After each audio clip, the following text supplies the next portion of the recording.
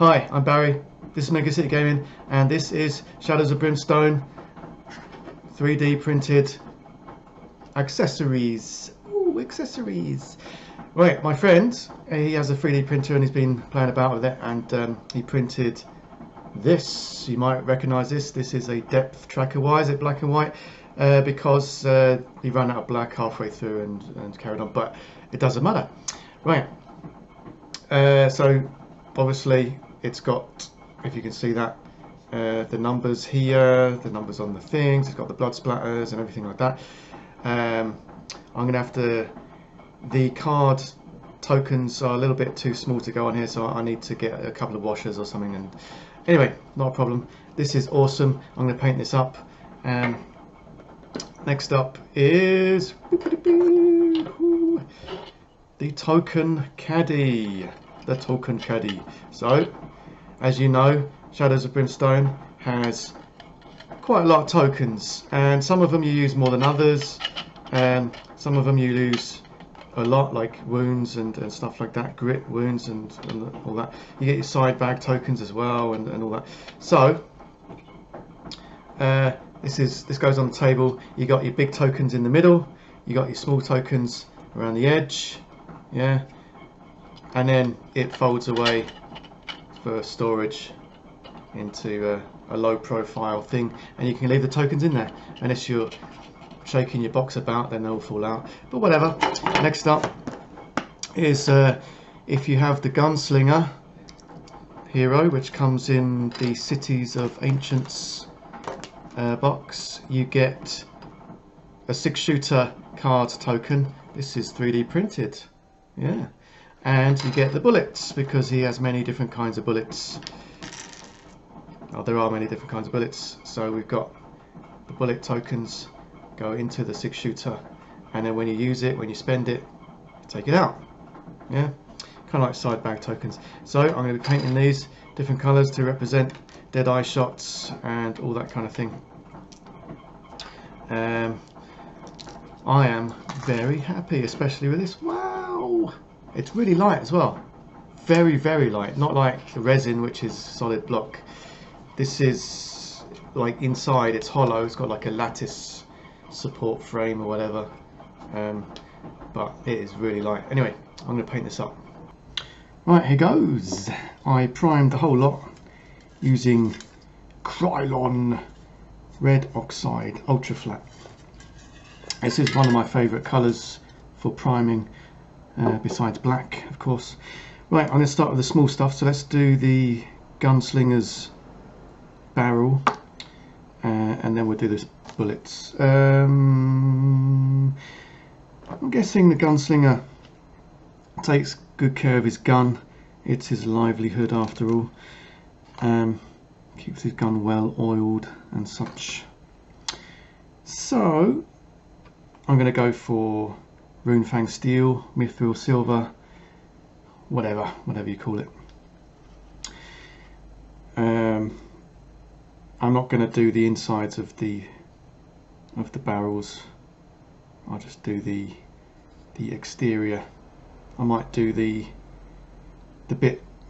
central bit. I'm sure there's a word for that. I might do that a different colour, as in bolt gun metal or something. Whatever that's called nowadays, whatever it's called this week. Right, so I'm using my Tamiya brush. I might switch to a bigger brush actually.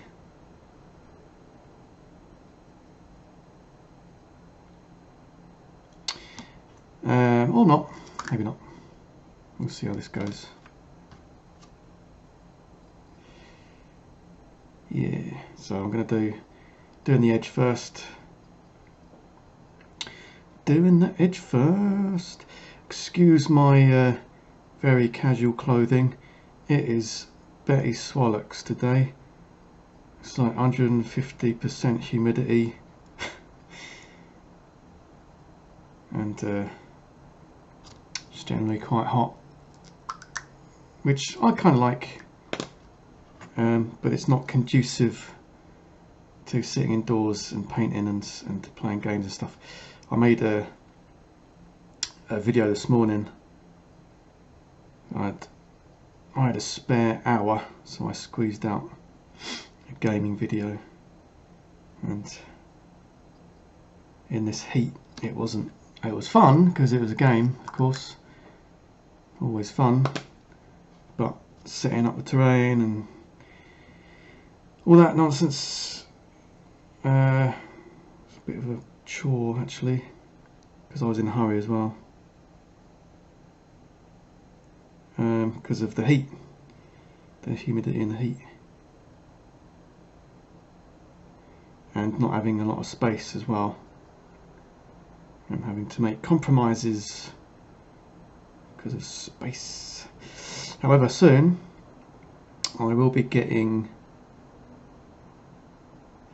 a camera arm, kind of like a tripod, but you clip it to the table in it, so I can do overhead shots of the table and stuff like that, and it'll be much easier than having the tripod and the camera on the table, having to move it all the time, and it takes up space, and my table isn't very big. This is the table actually.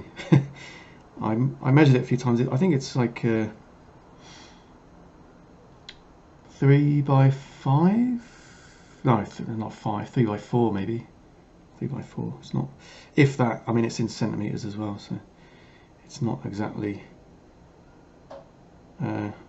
feet in inches. So anyway, talking nonsense. Right. So I've done the basic mithril silver, runefang steel, and I'll while that's drying, yeah, let's let that dry. Let's let that dry, mate. Let it dry. So I thought for the bullets, because we've got several different kinds for the gunslinger. Dead-eye shot is the most common one. So I might do one each of the other colours, red, green and blue, and then 5 dead-eye shots, which will be standard, I guess. Standard, whatever colour that is. Hashut copper. Yeah, let's do it copper. Oh, copper. And I'll do the centre of these other coloured bullets copper as well, because that's where the hammer hits the bullet, if that is what it's really called, having not fired a gun since probably about 30 years.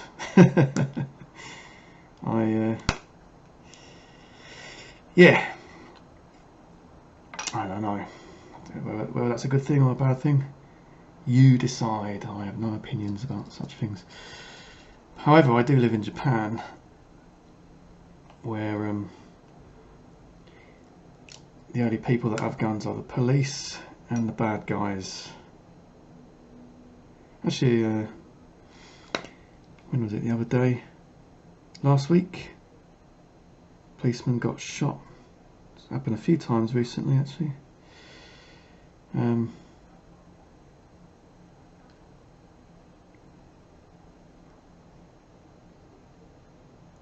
Was he shot or was he stabbed? Whatever. It's not my business. Not my bloody business. Still safer than England, though. Not that there's anything wrong with England. England is awesome. I visit there every year. But you know, read the news and stuff. Anyway, whatever. Talking nonsense. Don't know what I'm talking about. Right, I should really pause this instead of you listening to me yammer on and on and on about things I have no clue about. But I'm in the zone, man. I'm in the zone. I'm not painting in the recess. We'll leave that dark brown. Is it dark brown? The oxide, red oxide. And I'm not doing the edges either, or the underneath.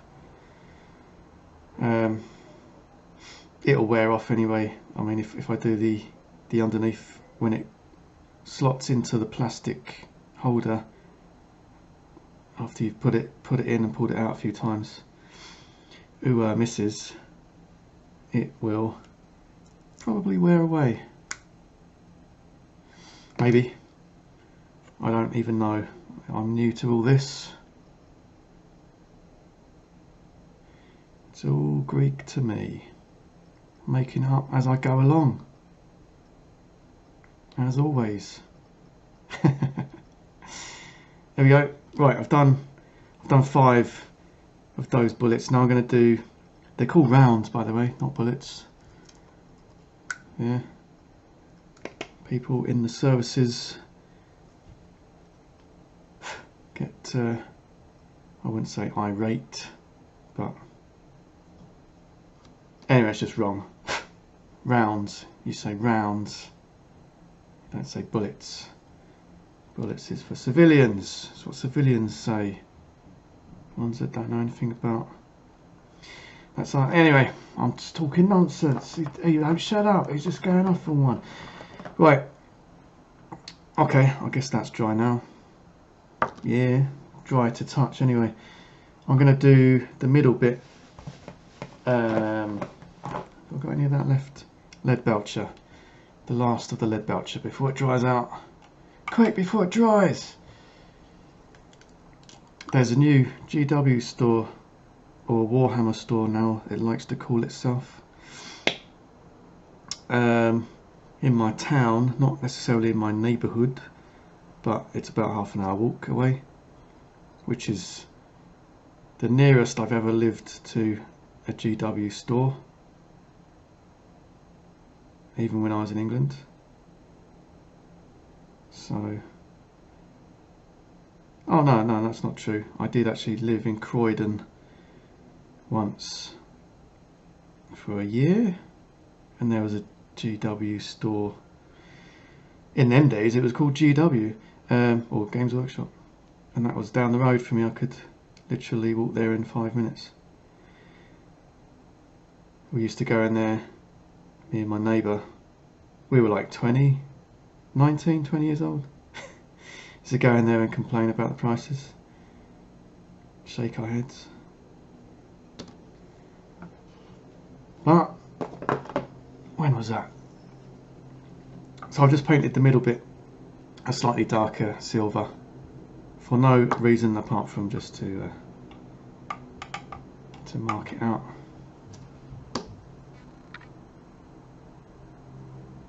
Right, now I'm going to paint the other bits. So one blue, one green, one red, I believe. Just let me check my photo reference. Yeah, one green, one red, one blue. So we're going to do one blue, this colour, make it stand out, one red, this colour, and I should probably do it that colour, but whatever, make it stand out. And one green, we want kind of a primary green, that's it, yeah, right, a primary green. Diddly diddly diddly diddly diddly diddly diddly diddly.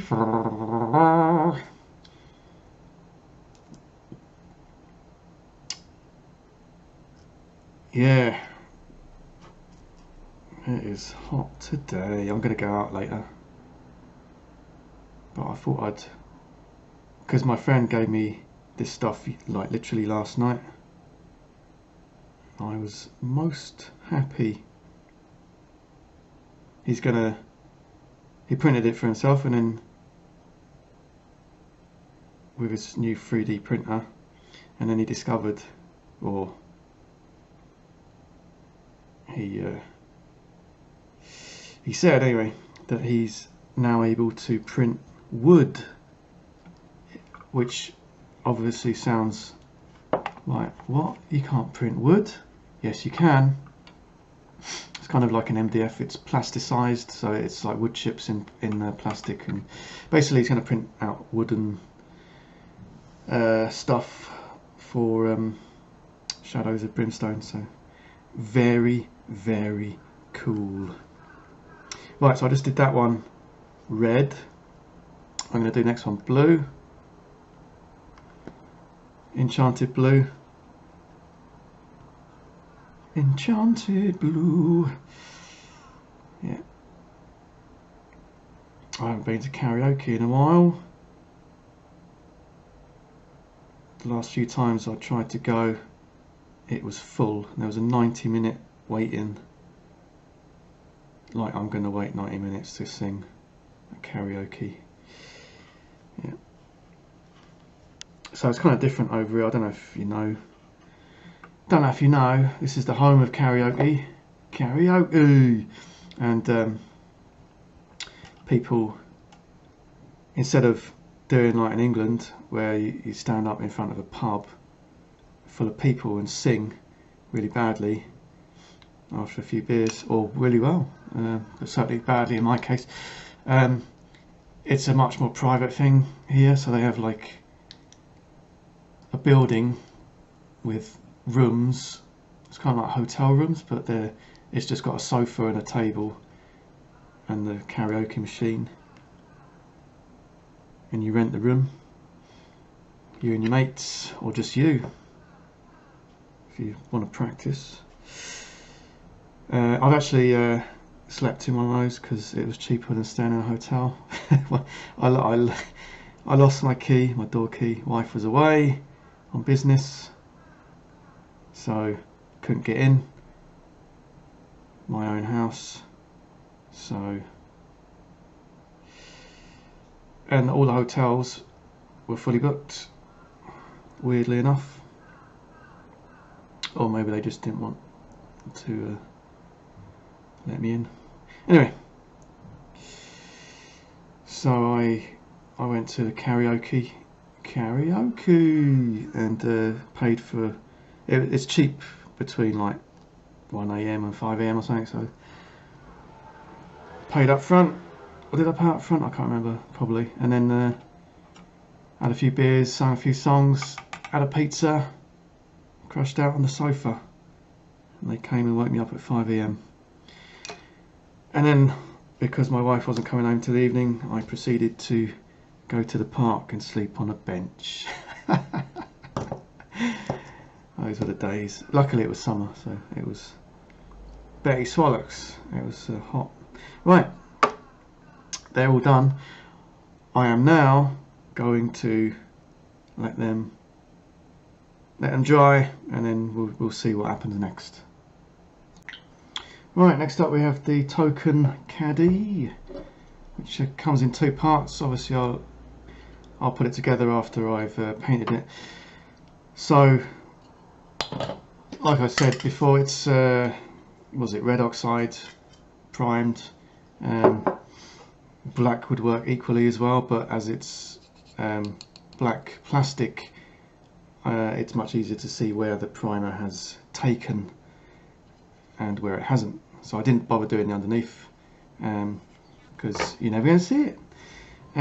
Right, so what I'm going to do, I had a bit of a think for about 2 seconds, right? And I decided I'm going to, instead of painting it with a brush and having it all like solid colours and stuff, I'm just going to go over it with a bit of sponge, and I'm going to use gunmetal grey, and I'm just going to sponge to make it look like it's well, as it says on the tin, oxidised, and you can still see bits of metal poking through, but mostly oxidised. How's about that? What do you reckon about that? We'll see how it turns out.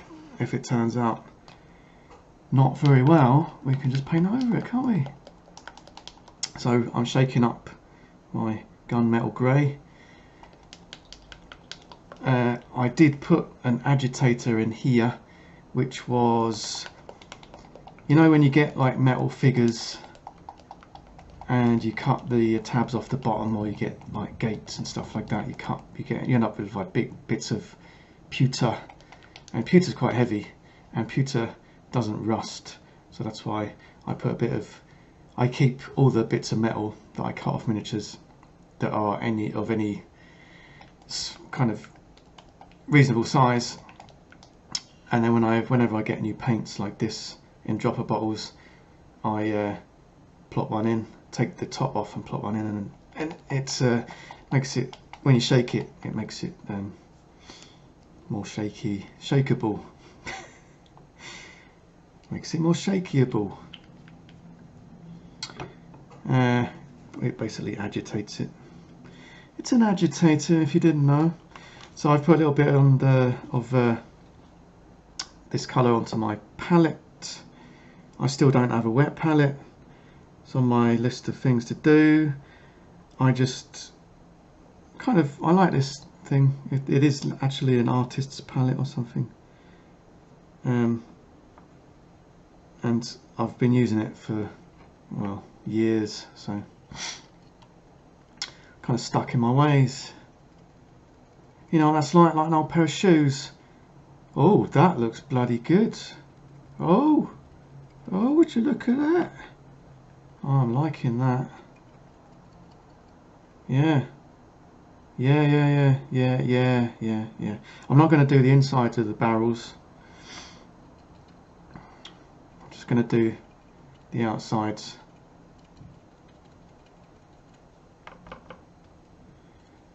So it's like an artifact, a relic. You know, like bit of rusted metal. Yeah, I was going to say something, but just dropped out of my mind. He's out of his mind. Yeah. Right, so I'm literally sponging it on. So I've done videos about that before, but yeah, basically get a bit on the sponge, dab it off on a bit of cloth, because cloth is spelled with an F. Cloth. If you're from the south of England, south is spelled S-A-A-F, by the way. Right, that is looking really good. I am very happy with that indeed. Right, let's put a little bit more of that nonsense on the palette. So I should probably talk you through this, shouldn't I suppose? So you got your sponge, you dab it on, make sure you've got covered the whole thing, the whole end of the sponge. But that will be too much. So you go to your cloth, you dab it on there, and once you get it stippling and not solid colours, then it's safe to go on there. And once again, like I said before, after you've loaded up your sponge, dabbed it off, the first time you touch it onto the model, dab it lightly, because too little is ever so much better than too much. Yeah, ever so much better than too much. You don't want too much. You don't want like a big square of colour on your model. That will look absolutely crap, and everyone will say so. Everyone will say as much. What did you do that for? It looks crap. They will line up to say that. Yeah, right. It does use quite a bit of paint actually, because it does soak up the paint.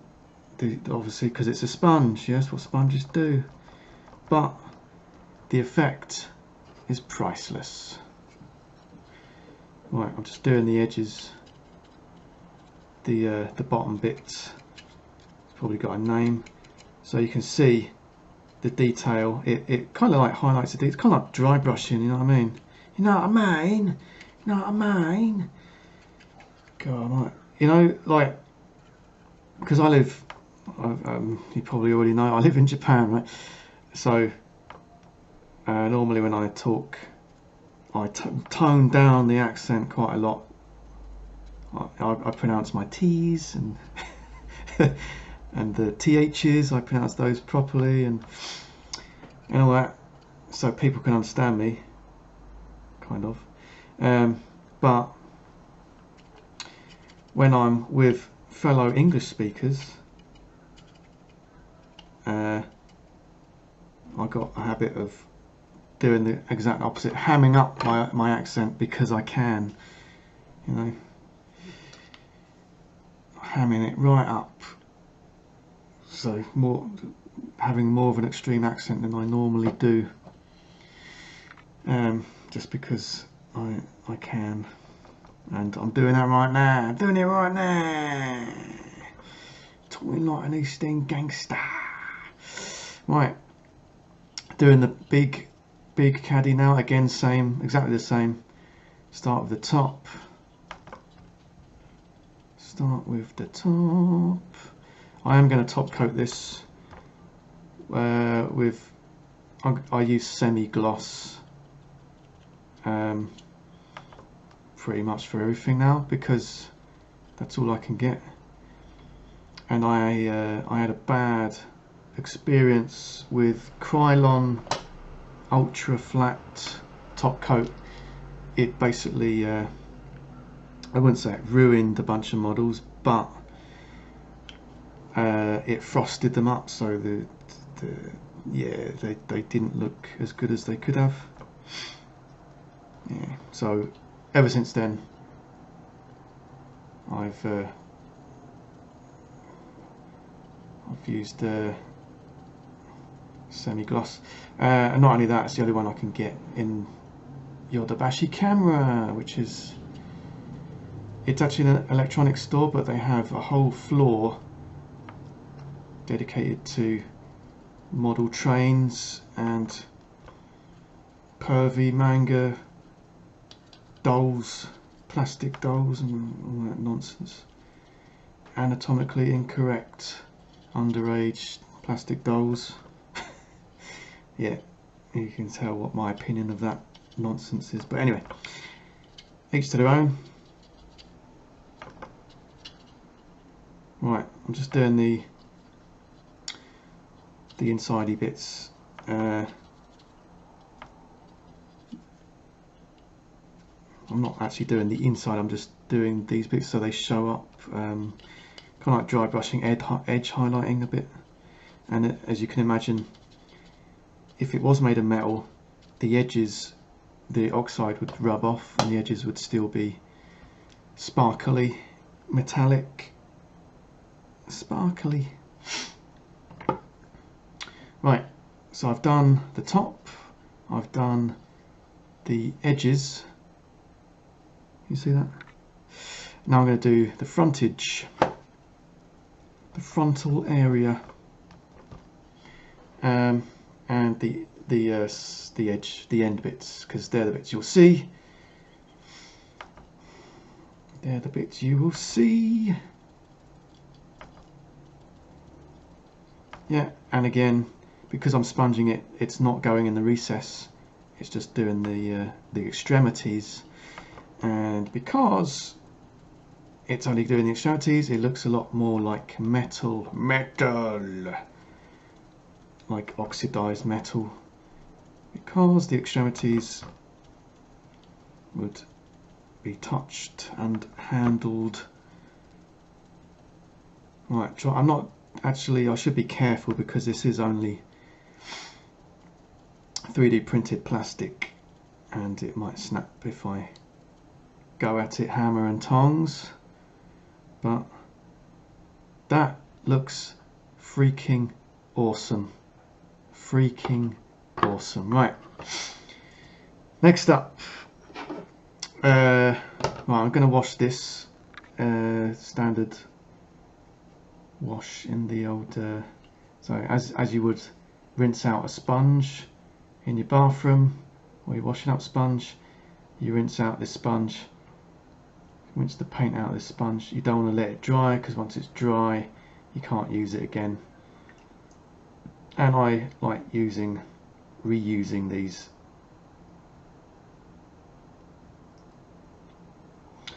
Because there's no way I'm going to buy a bit of pluck foam just to use for sponging.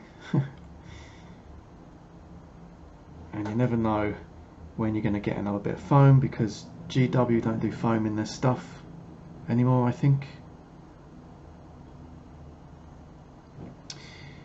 Right, so let's let those dry. Let's get them out of the way for a minute. Now we have this bad boy, depth track.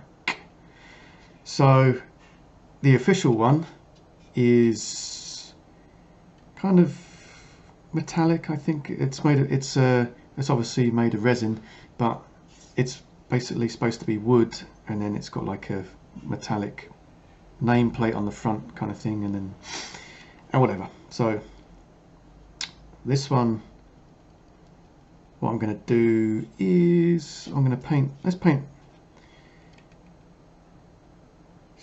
What to do first?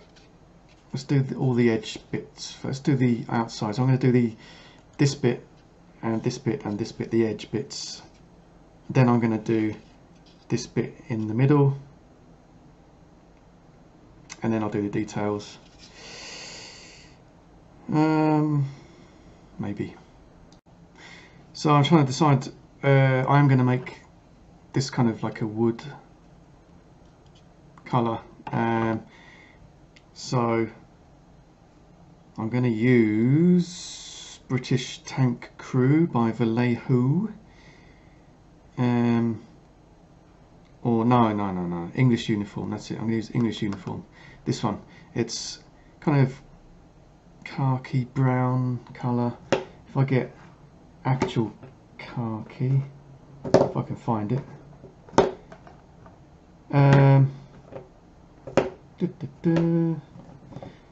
Screw it. Anyway, oh, there it is. Right, there's khaki here, and this is English Uniform.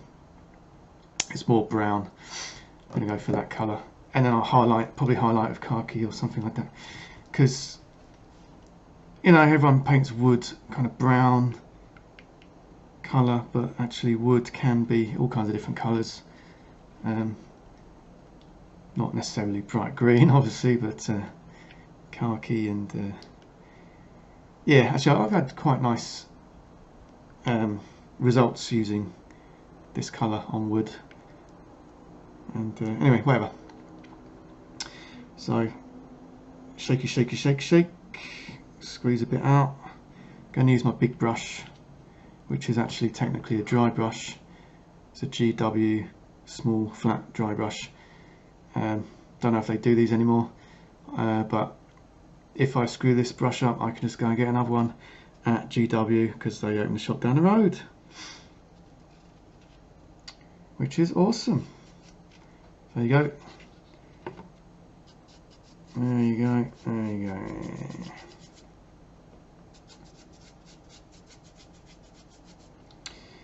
Yeah.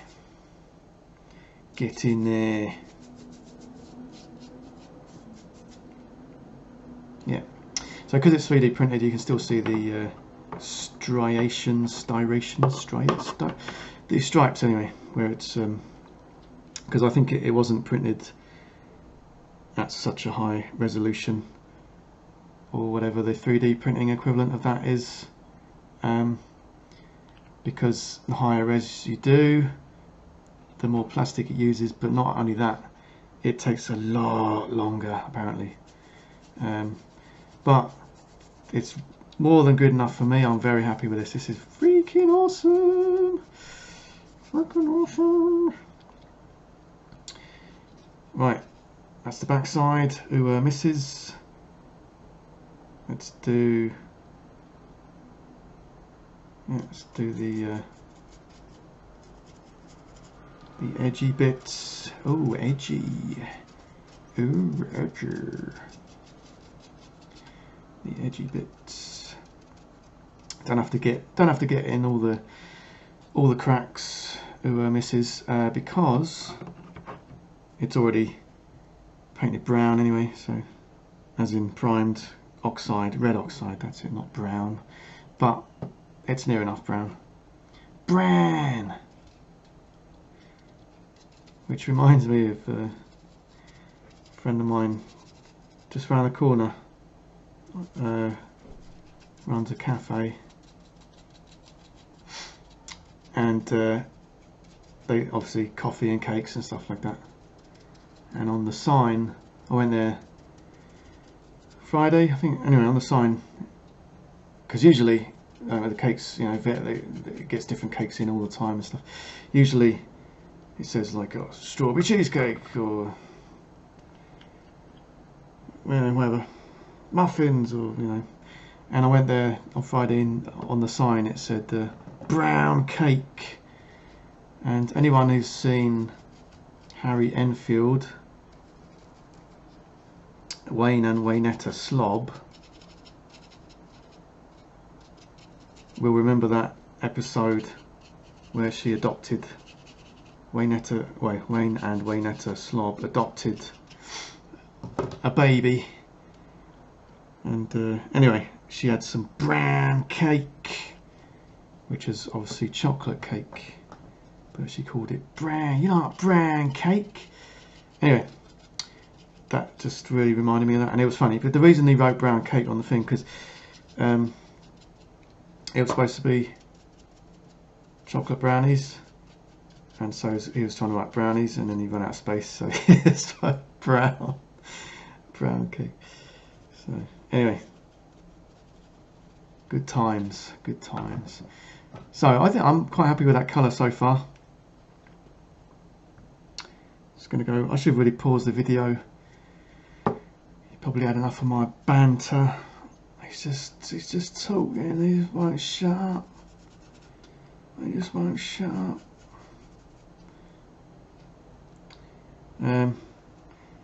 So, Shadows of Brimstone, for those that don't know, is a Wild West horror adventure game, and it's so involved, and so like it's like role playing without having to think. You know what I mean? And basically, the narrative and the adventures and the narrative and the themes, and even between missions, going into town and stuff like that, and travelling to town, going into town, is just as much part of the adventure, like as in a role-playing game, as actually dungeon delving and stuff like that. So it is such a cool game. So like it's very easy to accessorize, easy to get so involved in it that you really want to be immersed in that world, and therefore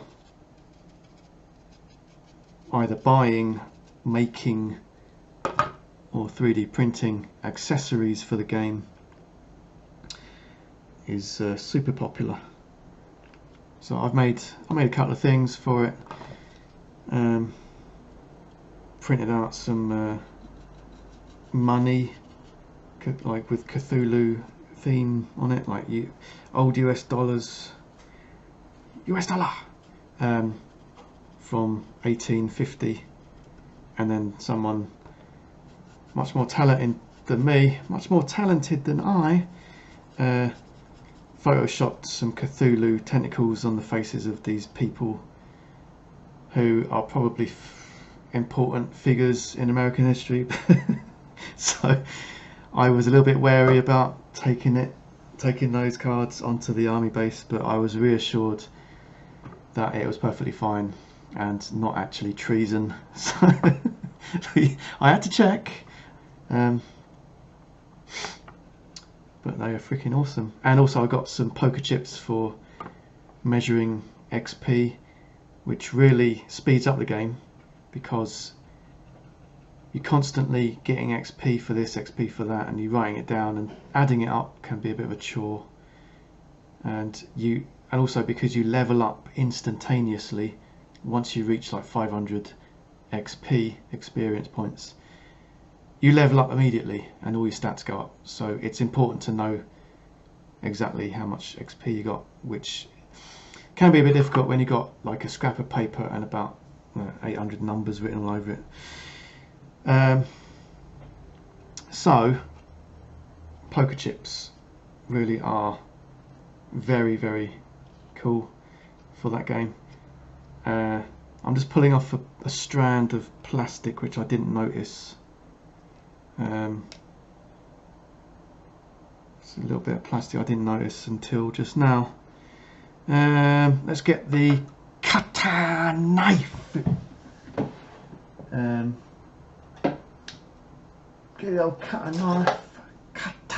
knife, as opposed to cutter spoon and cutter fork.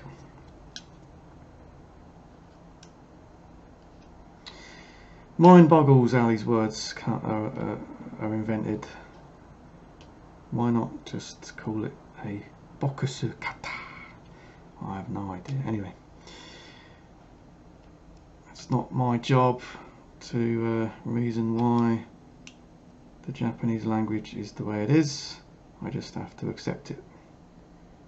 Just have to deal with it, don't I? But to be fair,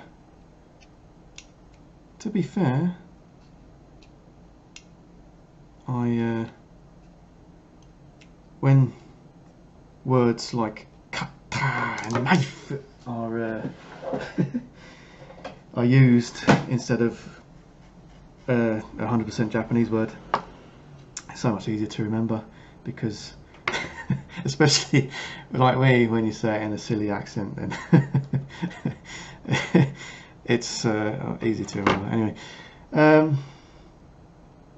right, I did actually buy some paint in Games Workshop the other day, and it was kind of a grey colour. What was it?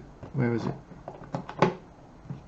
Answer me! Oh, there it is. Karak stone, right? So what I'm going to do is I painted all around the edge, all around the sides.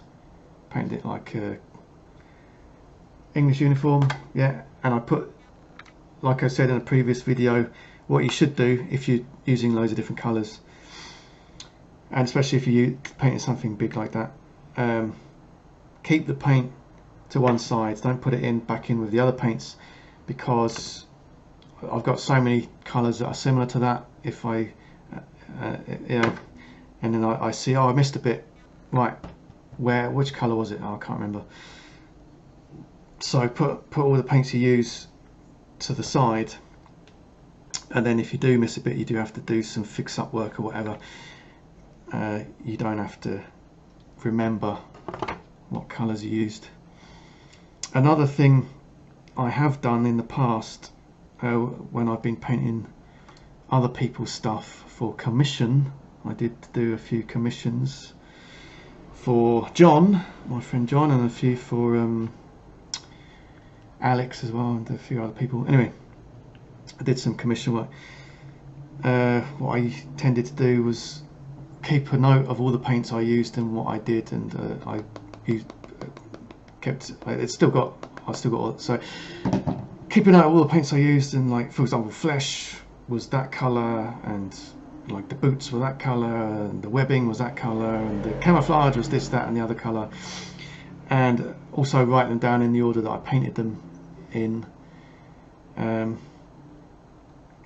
then if I ever get the same commission and the guy wants to expand his army or whatever, I can do exactly the same paint job, in theory, assuming I still have the same paints.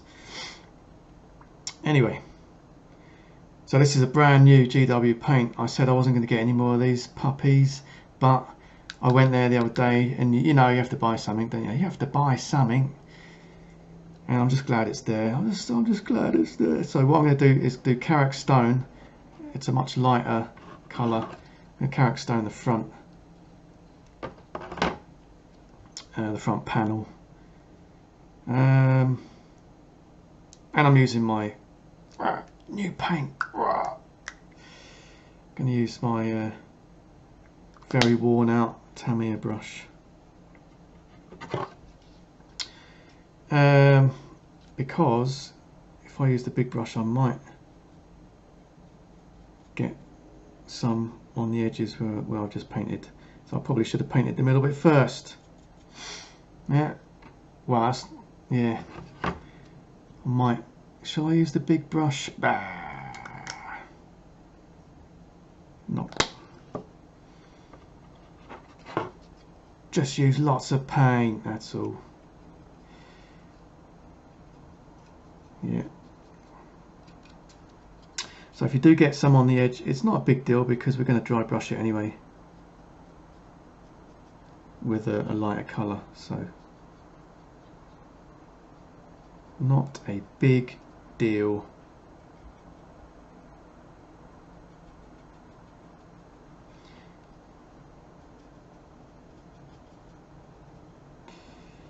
Right.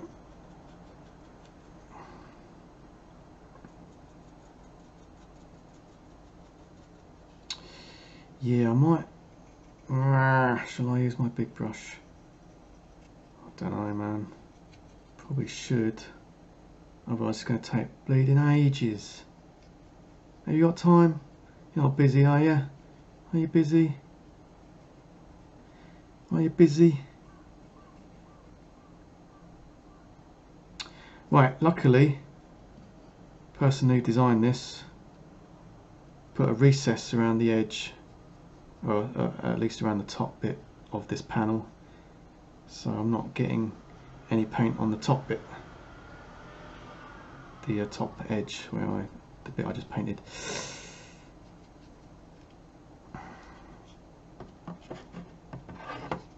It's looking good, isn't it? Carrack stone. Carrack stone.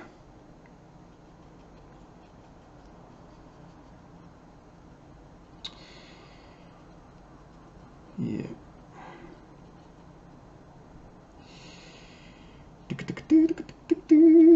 Yeah, I'll probably go out after I've done this. Oh, I've got to cook. I've got to cook, haven't I? What's the time? 5 o'clock. Yeah, I should start cooking in a minute. Man's work is never done.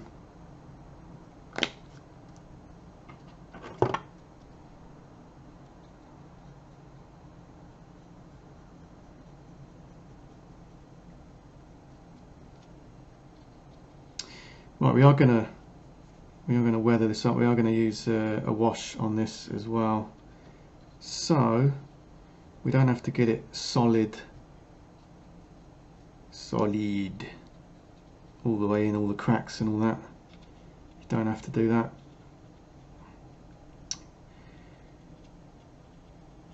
The thing I've learned over the years, because when I first started painting, and for the first even couple of years I suppose, or even longer,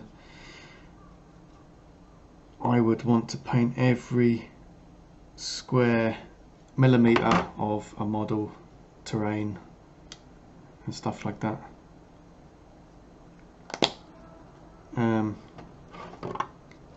But having painted a large number of models now and learnt some techniques and stuff like that, and time saving, blah blah blah, and actually realizing that less is more. If you prime black or brown or whatever color, like a darker color, then you overbrush, the details come out, and you get kind of a better effect than if you just slop paint on and got paint in all the zones, all the nooks and crannies.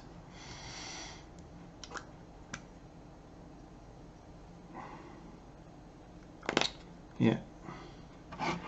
But each to their own. I know some people prefer a nice clean paint job, which also looks really awesome. I'm more of a rough and ready, let the details do the talking, and the wash. I never used to use wash at all. I used to kind of water down a bit of paint and use that, which definitely isn't as good as wash. I also used to use like different colours, like watered down green, dark green for washing over green, and brown for washing over brown, and basically making my life a lot harder than it should be. And then I discovered Agrax Earthshade and realised that I was probably making my life a lot more difficult than it needed to be. So, however, the first ever time I used a dedicated wash, the results weren't that good, to be honest,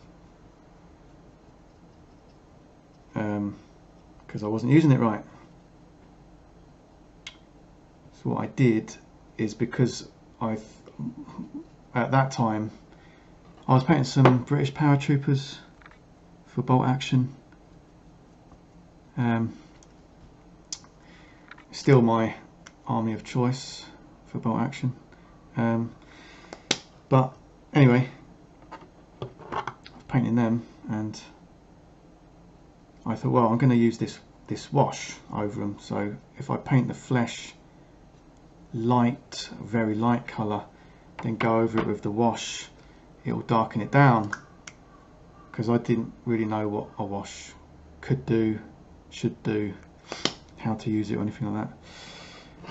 So anyway, I used like a bleached bone or something, or like a really like creamy white colour for the flesh, and then I went over it with the wash, which I even watered that down like an idiot. I watered down the wash, and they ended up looking like zombies, like really pale flesh, and really not very good at all.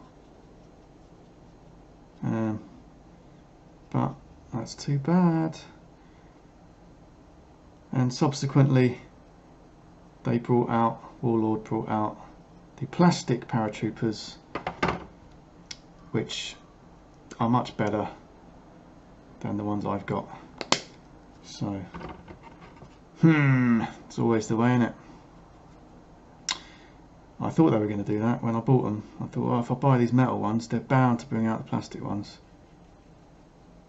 Lo and behold, they did. Although, to be honest, it was a couple of years after I bought the metal ones, so I wouldn't have been able to wait that long.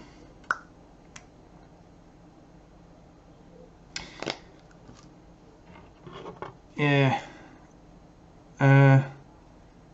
So that was my first experience with wash, and it didn't go down too well. And then eventually I just figured out through trial and error that you just slosh it on. Don't dilute it, whatever you do. Slosh it on, and do not paint the model lighter, because it doesn't really darken down. Well, overall I guess it does, but it doesn't. It's not going to make the flesh like much darker or anything like that.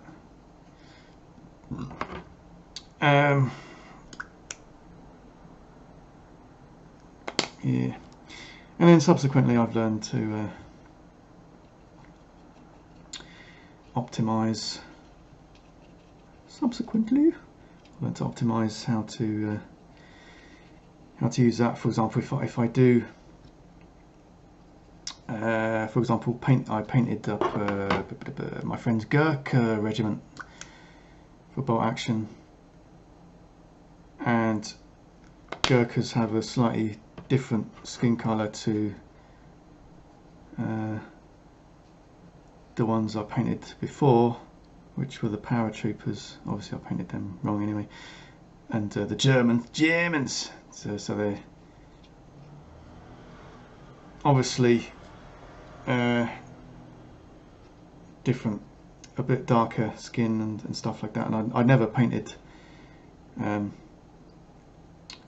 that kind of skin tone before. So what I did is I painted them kind of a dwarf flesh, which is more of a pinky flesh colour, a darky pinky flesh colour, and then I went over it with the wash, knowing full well that I'd go over it with a darker wash and I did that, and they turned out really well, much better than the paratroopers I did before, so, and even better than the Germans. So there you go. Gurkhas. Gurkhas are awesome. Speaking of Gurkhas, there's a Nepalese restaurant just down the road from me. I went there last weekend. So I've done that bit. Karak stone. Now let's do the depth track marker. It's a different panel, so I'm going to do it slightly different colour. Let's just do it blue. Let me think for a second. I have got a photo reference of someone else's, and I'm not copying it. Because I need to know where the blood splatters and the markers are on the depth track. Yeah, that's my excuse for copying. So I'm going to do the depth track panel.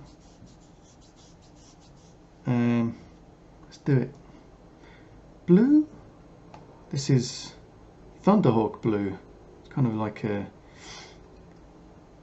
grey blue colour. I do like this colour. I used it on many a thing. Used it to like denims and stuff like that. It's kind of a muted colour rather than a bright blue. So I want to get into the recesses a bit.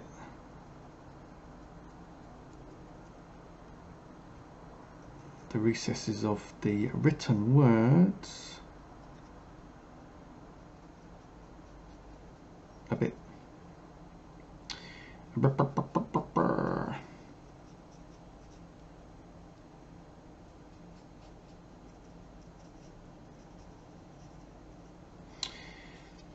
Yeah, that looks really good actually so far so good. Hey ho, there's wins, Rodney. So there we go. Awesome. Yay. This is so cool. And if you haven't played Shadows of Brimstone, get it. It is, I'd say, the best board game I've ever played, to be honest. There are a lot of add-ons for it, and it can be a little bit overwhelming, but all you need is a core box. There are 2 core boxes right now. Just get either of those. You only need one, and play it. And then when you get bored of that, which won't be anytime soon, I'll tell you that for nothing. When you get bored of that, get one of the expansions, of which there are loads, and you know, just get an expansion that you like the look of, because they're all themed differently. There's like a lava one, there's like a World War I themed one, there's like a spaceship one. So whatever, just take a look at the miniatures and whatever floats your boat. Just get one of those. Just get it. Just get it. Right, I've done, like I said, I'm not getting every single detail, not getting all the recesses, I'm just getting the general. So yeah, there you go, just generally, just general, there you go, right. Okay, now what's next? I guess we can do the splats. Splats. Let's do the splats red. So looking at someone else's, they've done them obviously blood red, which is more of a dark red, colour. which is totally doable. Do that dark red, can't we? Yes, we can. And I'm just checking that they match up. Yeah, so there's one at 13, 10, 8, 4 and 2. Right. So those blood splatters, this is used in the game. So basically every time you go further into the mine or the world, the dungeon, whatever, then you move, it's called a depth track, so you move the token, the marker, further and further down. And also simultaneously you got the darkness, which is also coming up from below, which is like, think of Cthulhu or some big, you know, indescribable horror coming out from below, and that. And every turn you have to roll a dice and hold back the darkness, and if you fail, it moves one up. And when it reaches the end, that's it, plop. Anyway, dark red. I'm just whittering on, I've forgotten what I was doing. So here we got crusted sword. This is very dark red. I use this, another paint that I love the colour of, use this a lot. This is by Army Painter. It's from their Zombicide box of colours, but I guess it's probably available alone, on its own, solitary. Right, I am now painting the blood splatters.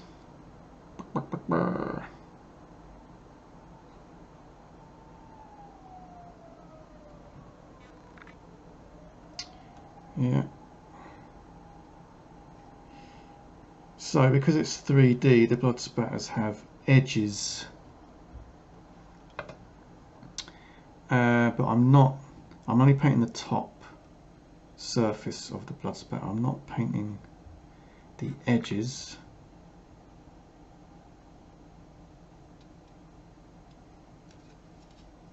So just to make my life a little bit easier, because you don't really need to, and we're going to wash it anyway. We're going to give it a wash.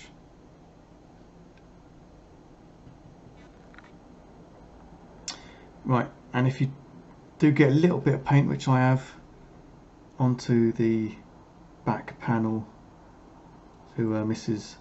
Don't worry about it, no big deal. If it's a big blob of paint, yes, worry about it. That's why we have the paints to the side, so we can clean up the mistakes.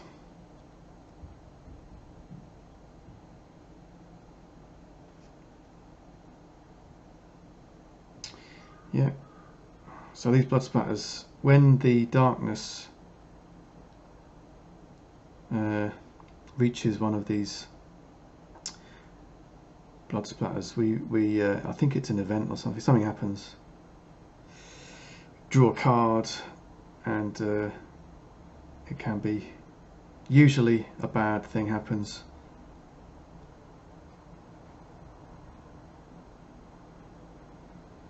And the cards are very descriptive and narrative, so you get like you get really involved, you get sucked in, kind of like like a role-playing game. But like I said, you don't have to think. The cards do all the thinking for you.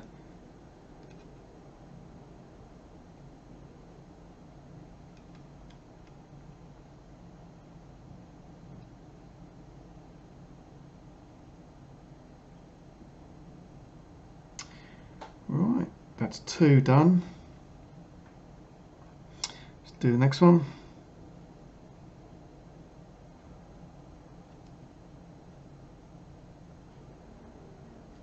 I just primed up my first batch of Fireteam 0 miniatures.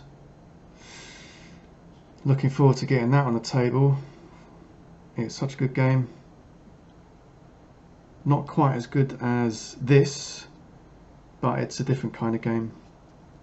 So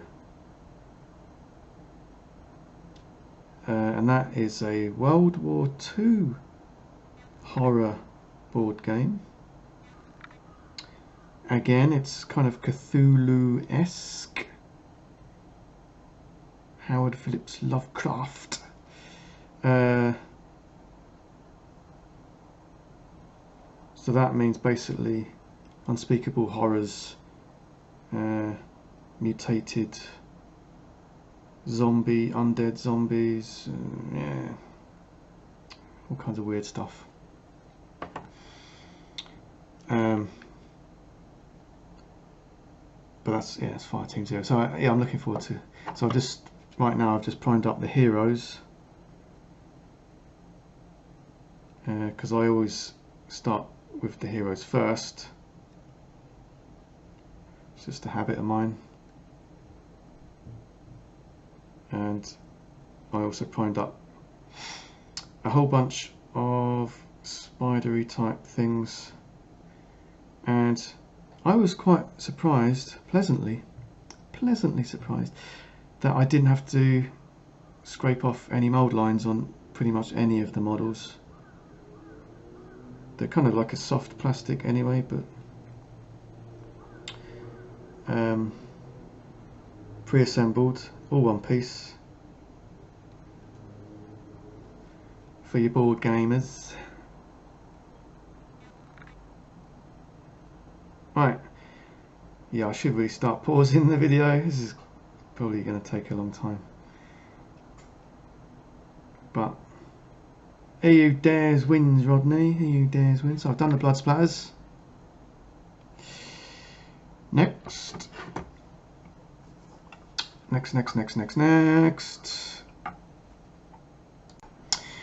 Right, next. So number 15, number 11 and number 6, they have special mechanics as well, and I think on the original depth tracker they're green, I think. So I'm gonna paint the edge, the flange green on those, and I'm using what is this? German Camo Bright Green.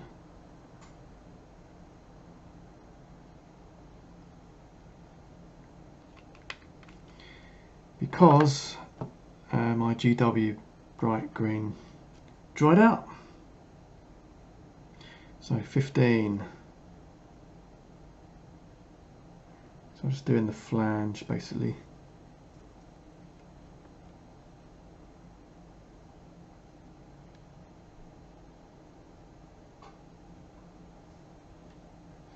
Flange. Don't hear that word often enough.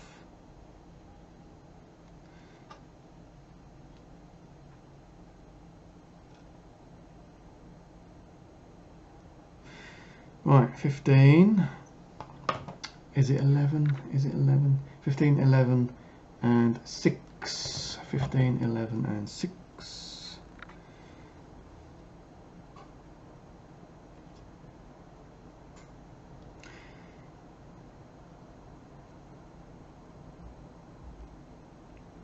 Yep.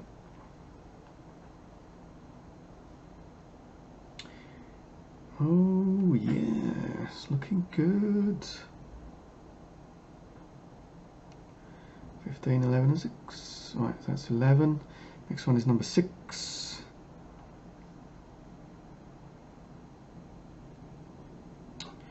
And I'm going to paint the pegs, each of these. I'm going to paint them same colour as that, I guess.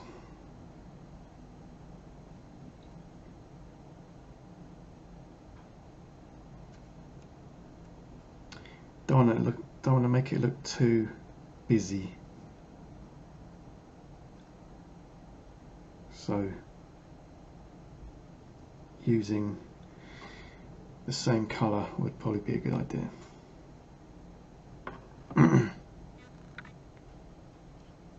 Right, looking good. So we got green, blood spatter, green, blood spatter, green, blood. Okay. Right. Now let's use, again, we're going to use the Thunderhawk blue to do the pegs. I am going to have to go to the DIY shop, get me a couple of washers or something to put on there.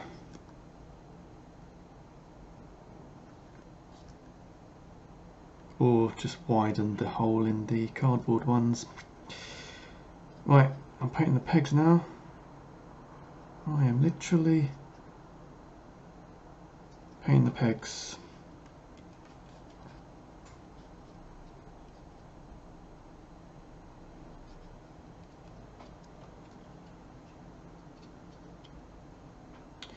Yeah, all the way round, all the way to the base.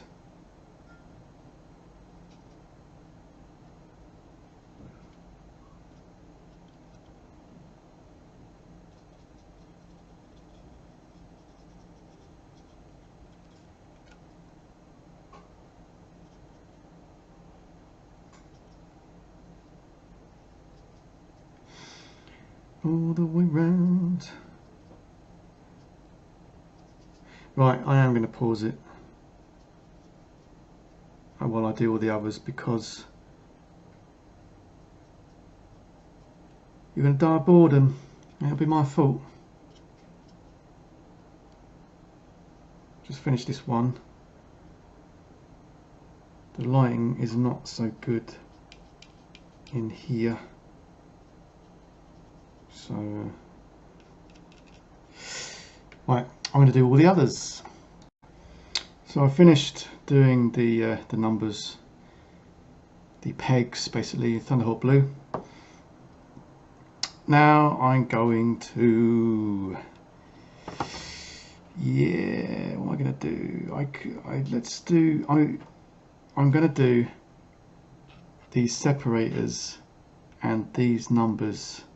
I'm going to do them silver. And I'm using Mithril Silver, Runefang Steel, if you prefer, because I want it to stand out. You know, it has game mechanics, so I'm going to want it to be easy to see.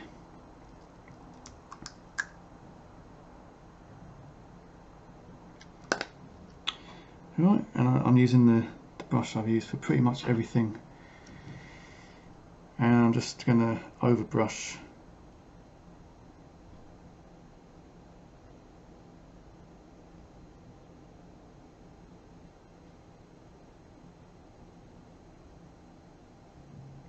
There we go, that looks cool. And then the separator.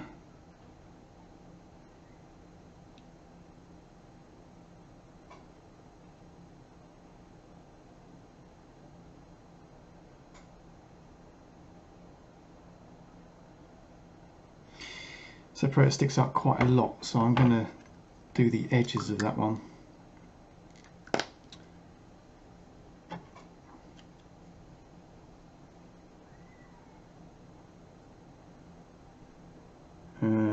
At least a bit, not all the way down to the bottom, but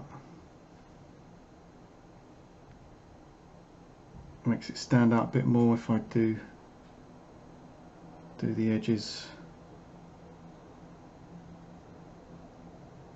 Right, that's one side, near enough.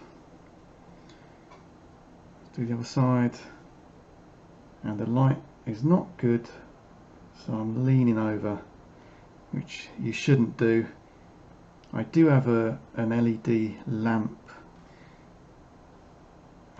but getting it, plugging it in, I'm so lazy. I'm a lazy so-and-so. I'm a lazy so. Right, that's one separator and one number. Let's do the others. Just going to go over the 7 one more time. Let's do the 8.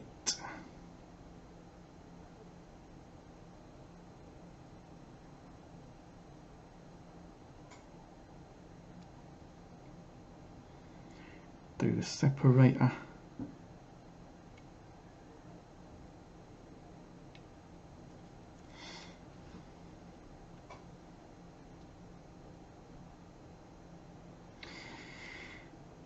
Yeah, I don't know whether I'm going to cook tonight, to be honest, because not that you're remotely interested. I bought all the stuff to cook a curry. I was going to do curry, my favourite food. But that's quite involved. It takes at least an hour. And kind of tempted just to go out, eat out.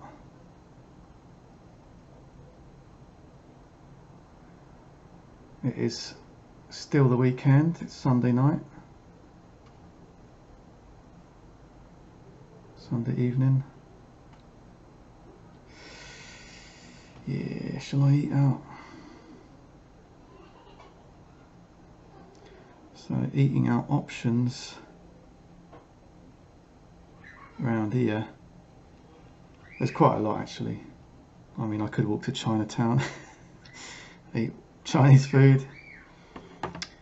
Pretty much anything is within walking distance. But anyway, the two nearest places to my house, literally like 30-second walk, is Nepalese, which is quite good, or taco rice. There you go. They look really cool. Numbers, separators. Right. Before I do these numbers, I'm also going to do these silver. I'm going to dry brush, do some dry brushing. First, I'm going to dry brush the edges here, because that's all dry and ready to go. So luckily I know what colour I used to paint it, which was English uniform. Yeah, so let's find a lighter colour, which can be khaki. So using the lighter colour, I'm going to dry brush it, and I'm going to use my actual dry brush, small flat dry brush, and I'm just going to do the edge basically. I'm not going to do the sides really, well, apart from here maybe. Just make it pop a little bit.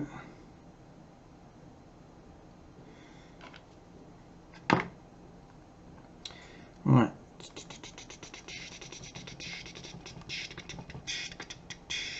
Let's get loads on your brush. Wipe it off. Yeah. Put it on, wipe it off. Shave them off, paint them on again.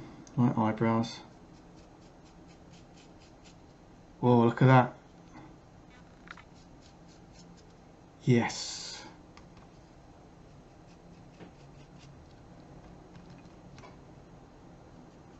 Yeah, that's what I'm talking about. Freaking awesome. Yeah.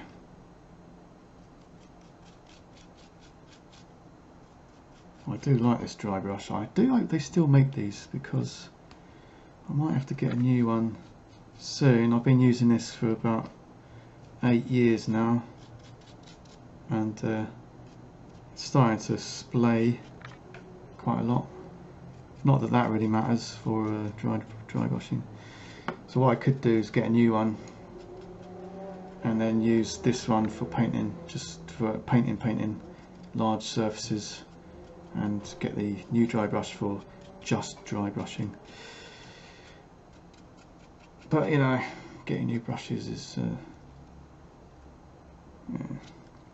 yeah, that brought out the details quite nicely on the edge bits. Right, next up, I'm going to dry brush the blue bits, and I'm going to use grey. Let's see what my options are. So I've got that. I could use, what's this? German field grey. Maybe not. I think I've got sea grey. London grey. No.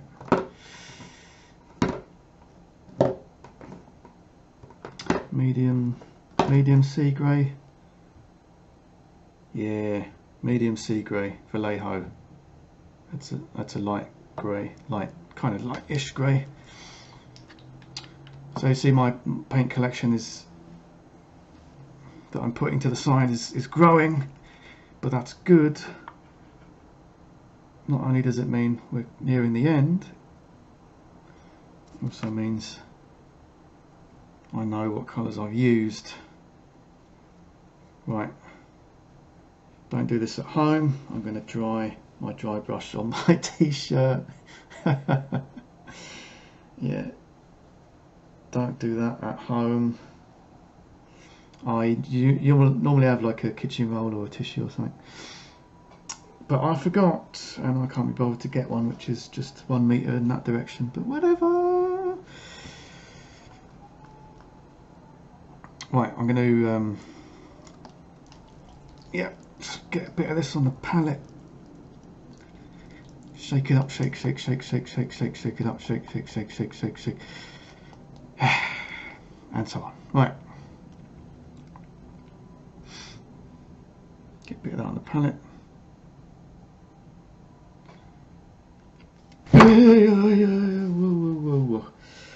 Whew. Yeah, always be careful with your paints. Yeah, luckily the lid was kind of half on, so it didn't spill. If that had been a GW paint, that would be all over the place, all over the chair, all over my trousers, shorts even, whatever. Right, I'm just going to do basically some edge highlighting on these nubs.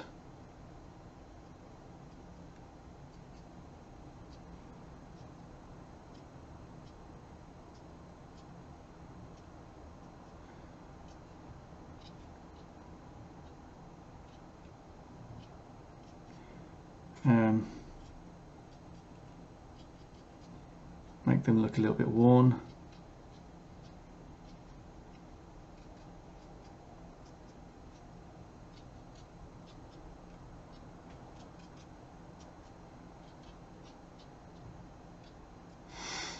A little bit worn, yeah. Worn.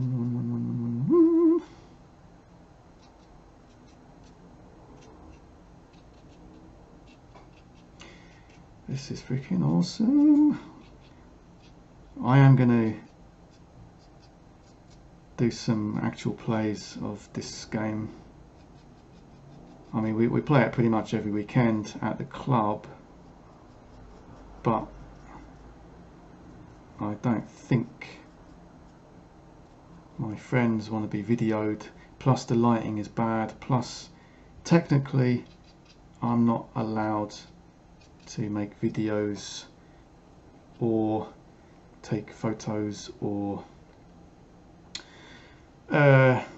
artistic renderings of anything at the club, because the club is on the army base, and you know, if I start videoing stuff, you know, yeah, it is an army base. So right, so I've just done edge highlighting on the top, and I've did a bit of dry brushing on this. Now we're ready to do the numbers on the raised nubs. Nubs. Oh, nubs. So I'm just washing my dry brush. I really should change that water. It is thick with metallic paint. But I've never really had any issue with getting flecks of metallic paint in other paints. Some people do. I read that on the internet and other people's YouTube channels. I've heard that you shouldn't do that. You should even have like two, like one for metallics and one for non-metallics. But I've never had an issue with it, so there you go. Then again, I am not golden brush crystal demon. I'm just what I'm doing now, see these blood splatters, I'm actually going to highlight a little bit. I'm using a smaller brush. What is this? Hobby base coating brush by Army Painter. I'm just highlighting little areas of the blood splatter, just to make it a little bit more obvious.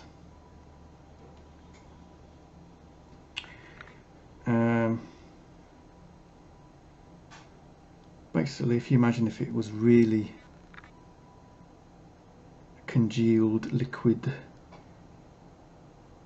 the raised areas would be more reflective, I guess, or stick out. Anyway, so I've done these two, I haven't done those two. You can see the difference. It's a lot more visible.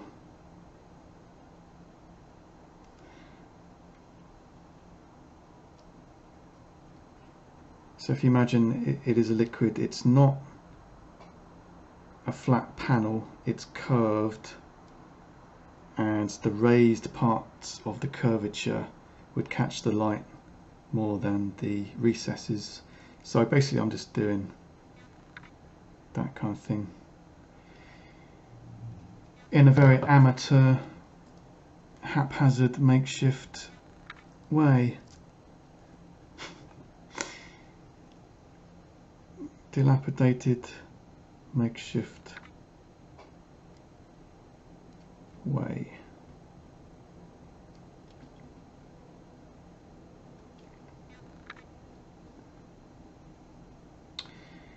Yeah, I'll show you what it looks like in just a second.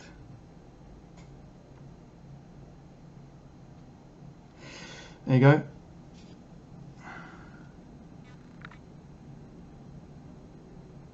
It does look a lot more obvious now.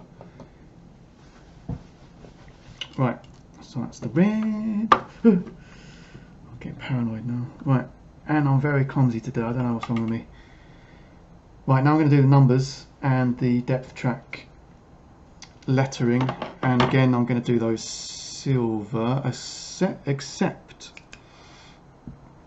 these 15, 11 and 6, which have these green bits on and they're not so obvious, so I'm going to change up the colour of those numbers just to make it a little bit more obvious. Right, again we're going for the Runefang steel.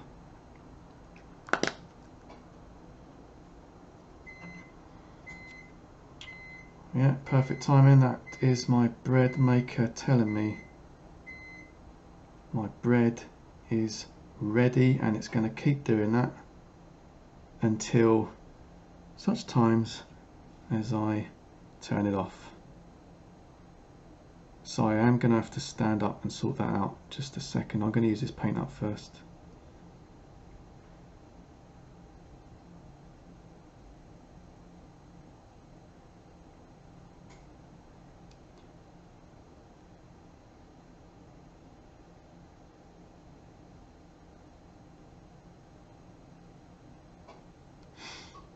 Oh, look at that. Whoa.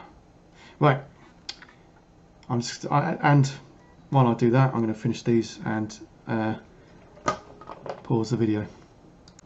Right, so I got my bread out of the bread maker and I finished the silver work on these. I was going to do these slightly different colour, this one and this one, but I didn't because basically I forgot. However, I am going to highlight that green with scorpion green on this one, this one and this one, make it a little bit more visible, much like I did with the blood splatters. So the old scorpion green.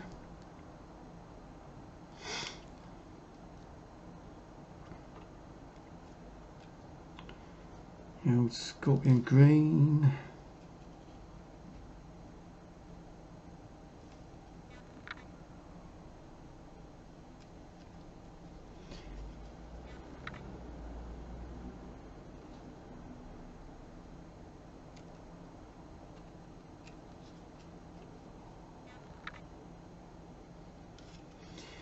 Yeah, it's not. Yeah, it's a lot more obvious now. That darker green is it's a nice colour, but you really want it to stand out because it has a in-game mechanic, so you need to see it.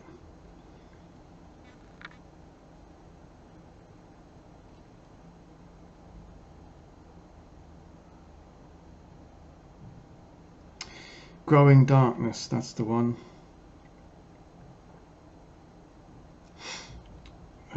That's what these are, these green ones.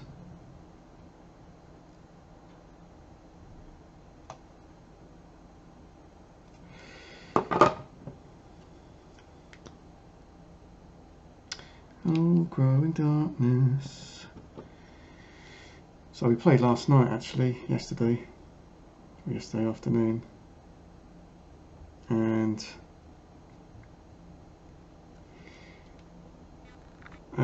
we played, I think it was from Cinder. A couple of missions from that. One was the bridge mission, hold the bridge.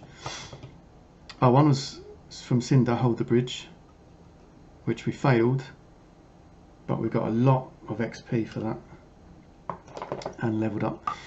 And then the second one, I wanted to do something a bit easier. So we did something out the main rulebook and got loads of money XP for that. Right, so I've done here, here and here highlighted green. Now I think that's pretty much it. We're going to let that dry for a bit. Put that to the side, let it dry. Now these are finished. These are completely done. I am going to top coat them. This thing, I'm going to, and these bullets, rounds, I think you'll find. We're going to do the old Agrax. Actually, not Agrax. Let's do Nuln oil. Don't use that often enough, do I? We're going to Nuln oil this because, just because, yeah. So, Nuln oil. Let's moving this out of the way. This is a Strontium Dog miniature, which I based last night, and when I got up this morning it had fallen over, so I super glued it back onto the base straight. So I'm just dolloping a load of this onto my palette. Nuln oil, and then I'm just going to go all the way around the edge first.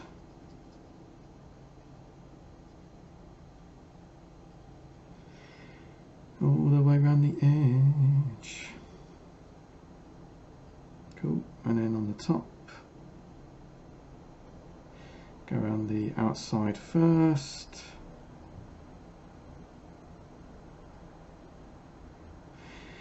And then the middle. Just made it a little bit darker. It's got gun oil all over it now, isn't it? Not that I really know what colour gun oil is, but anyway. But yeah, it's looking better. Right, now I'm going to do the rounds. Nuln oil, yeah, let's do Nuln oil. Nuln oil is basically black wash, which is good for metallic silvers and greys. So yeah, let's do that. It's quite a lot on this one. Yeah, getting it all over my fingers as well. Fat carrot fingers.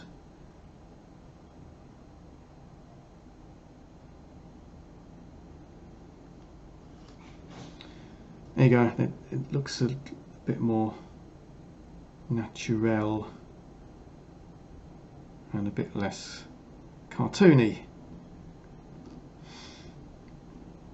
So I've done. Then I'm going to do the standard dead eye shots now.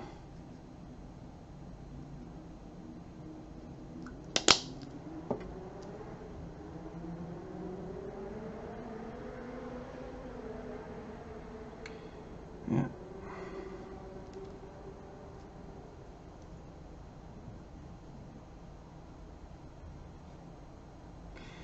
Oh dear, I should probably pause the video, shouldn't I? Instead of doing the same thing again and again, making you watch.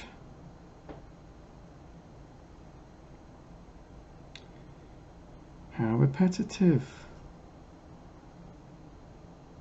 But yeah, I should actually put these on blue tack instead of getting stuff all over my hands, getting fingerprints all over it.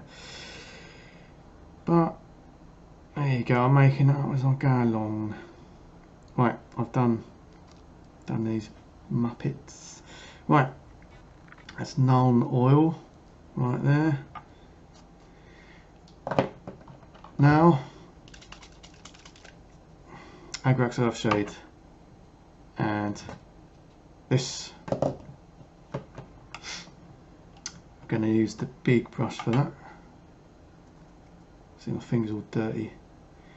Sometimes I go out shopping or to a restaurant or even to work and my hands have got like brown paint all over them, or, you know, and people must wonder what the hell I've been up to.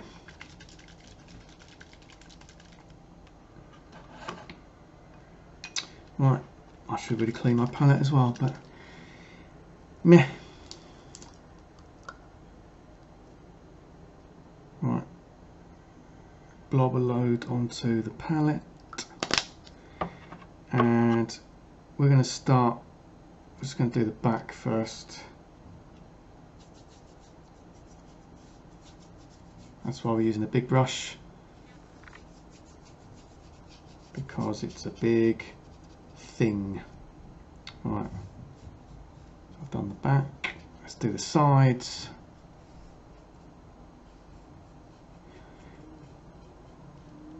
Yeah, back and sides.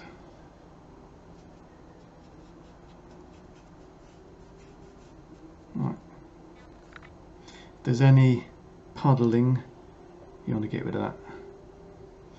Don't want no puddling, do we? Right, I've done the back and the sides. I'm going to do the top.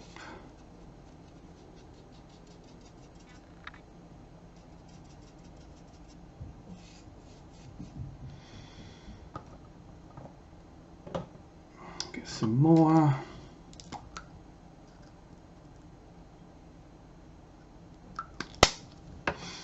More. Right. So we're doing the top, doing this depth track thingy, do this old nonsense, and then slosh it on. Yeah, I'm going to do section by section because I can't hold it without touching something, so I'm going to do the two edge sections, and then it'll be good to compare what it looks like as well.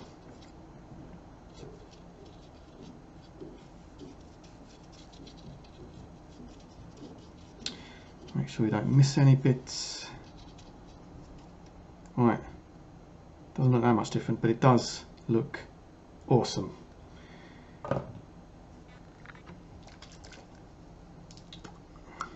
Right, do the other side.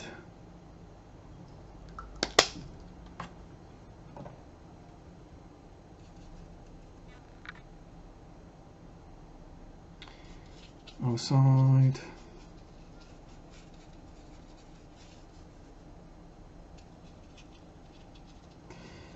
Get it all up in between the numbers.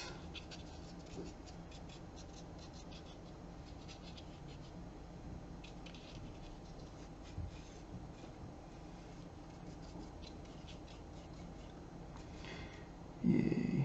And the wash sinks into the recesses, bringing out the details.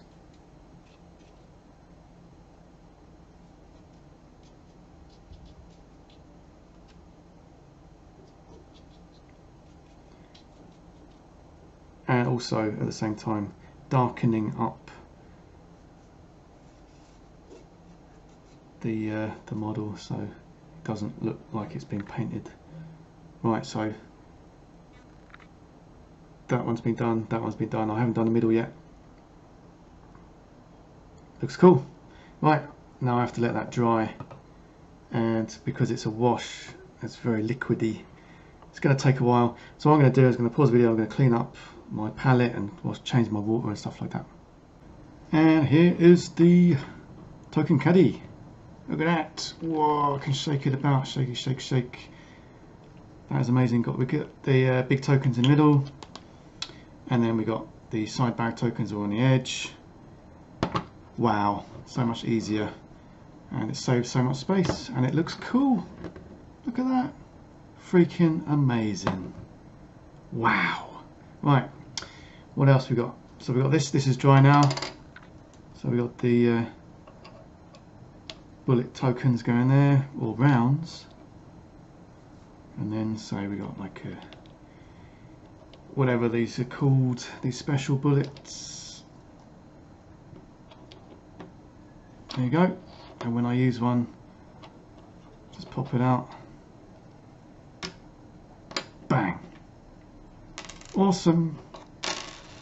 And the pièce de résistance. This is done. Black underneath. Yeah. That is really, really nice. That is really nice. Right. Thanks for watching. To me. Right. Like, subscribe, comment below. See ya.